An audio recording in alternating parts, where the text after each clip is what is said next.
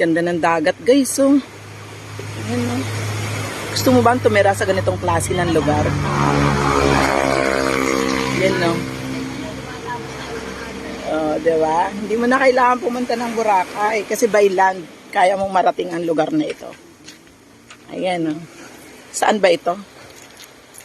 Dito lang po ito sa Dipakulaw, Aurora Province. Ayan, kung alam niyo yung Baler, less than an hour papunta dito. At ang daan nito ay, ayan o, along the road lang. Ayan, di ba? Ang ganda o. Ang linaw-linaw, besh. Napakalinaw. Ayan.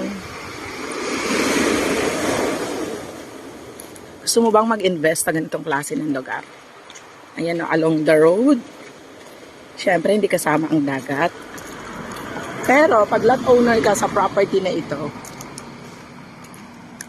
yung property. Pag lot owner ka dito, siyempre, pwede ka maligo dito sa harapan. Dahil sa future, magkakaroon ng mga amenities yan. Yan.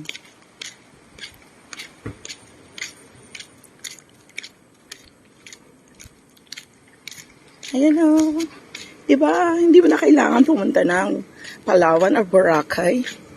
Kasi ito na yung Boracay of the North. Ayan guys. Oh.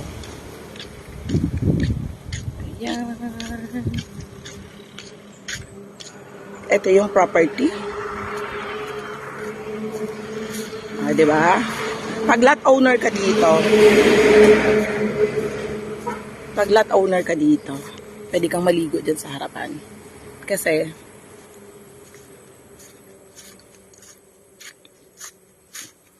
kasama yan sa property ni developer, yung harapan. Kanya yung rights ng harapan. Ito guys, so, ganito kaganda ang lugar. Ayan. Less than a hectare. 150 square meters yung cut. Diba, bongga. So, may setback pa ito na 10 meters from the national highway. Yan. Pag gusto mo ng commercial area, ito yun! Taran! Oh, ang ganda-ganda. Diba? Kaano ka bongga? Napaka-bongga. Ayan guys, oh. So, from the national road, setback 10 meters. Yun ang commercial property. So, and then dito, residential. Ayan. Sa mga interesado, ayun o, dagat. Ayan, di ba? Pagising mo sa umaga, ito yung makikita mong view. Tapos, yung lote mo na 150 square meters, meron ka ng maliit na swimming pool. Di ba? Pag hindi maganda ang weather, edi maligo ka sa swimming pool mo. And then, 5 hours drive lang from Metro Manila.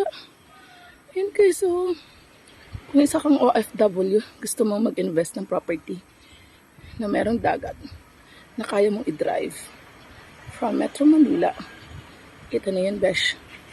Ito na yun yung hinahanap mo. Ayan. Dito lang yan sa Dipakulaw, Aurora Province. Nasa norte lang tayo. Diba? Ayan o. Ayan, kulay blue ang dagat.